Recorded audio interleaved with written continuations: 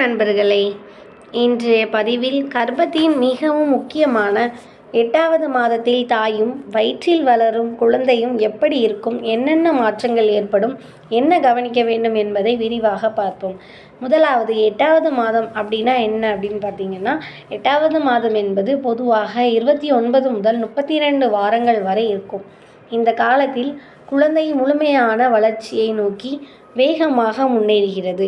பிரசவத்திற்கு உடல் தயாராகும் காலமும் இதுவே. குழந்தையின் வளர்ச்சி 8வது மாதத்தில் குழந்தையின் வளர்ச்சி மிகவும் வேகமாக இருக்கும். குழந்தையின் உயரம் சுமார் 40 முதல் 43 சென்டிமீட்டர் வரை இருக்கலாம். எடை 1.5 முதல் 2 கிலோகிராம் வரை இருக்கலாம். உடலில் கொழுப்பு அதிகரிக்கத் தொடங்கும். தோல் முன்பை விட மிருதுவாக இருக்கும். கைகள் கால்கள் நன்றாக வளர்ந்திருக்கும்.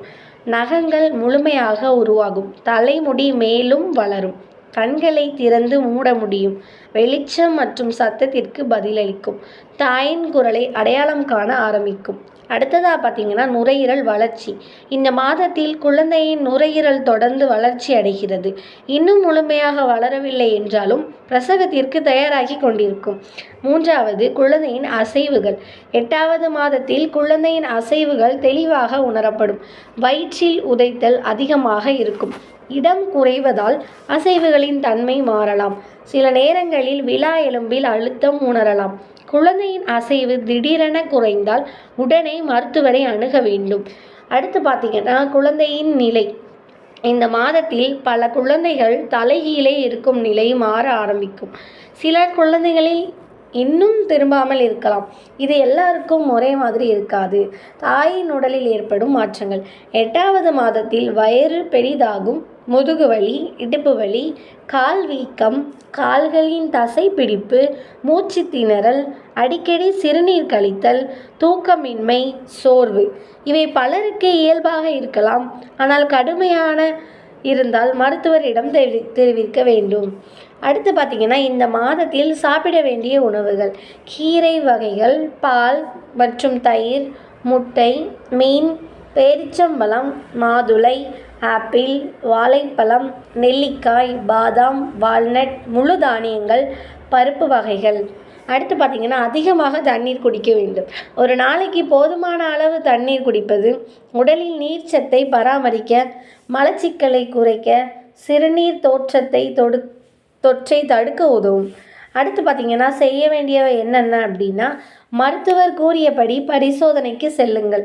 குழந்தையின் அசைவுகளை கவனியுங்கள். மெதுவாக நடைப்பயிற்சி செய்யுங்கள்.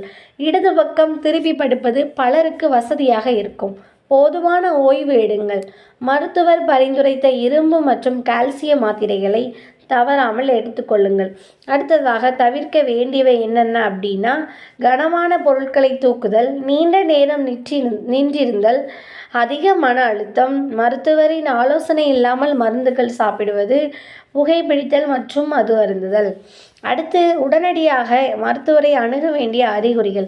என்னென்ன சிம்டம்ஸ் இருந்துச்சு அப்படின்னா நீங்கள் டாக்டர்கிட்ட கன்சல்ட் பண்ணணும் அப்படிங்கிறது தான்.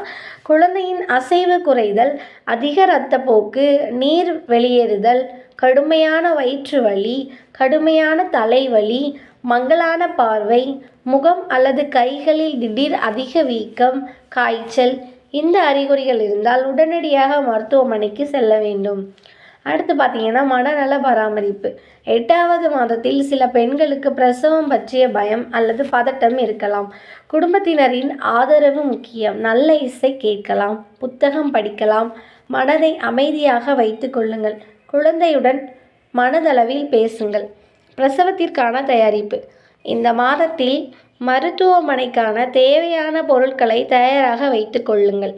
மருத்துவ ஆவணங்கள் ஒரு கோப்பில் வைத்து கொள்ளுங்கள். அவசர தொடர்பு எண்களை தயார் நிலையில் வைத்திருங்கள். அன்பான அம்மாக்களை, கர்ப்பத்தின் 8வது மாதம் மிகவும் முக்கியமான கட்டமாகும். சத்தான உணவு, போதுமான ஓய்வு, மருத்துவரின் ஆலோசனைகளை பின்பற்றுதல் மற்றும் குழந்தையின் அசைவுகளை கவனித்தல் ஆகியவை மிகவும் அவசியம். உங்கள் உடலில் ஏதேனும் அசாதாரண அறிகுறிகள் தென்பட்டால் தாமதிக்காமல் மருத்துவரை அணுகுங்கள். மேலும் ஆரோக்கிய தகவல்களுக்கு சுகம்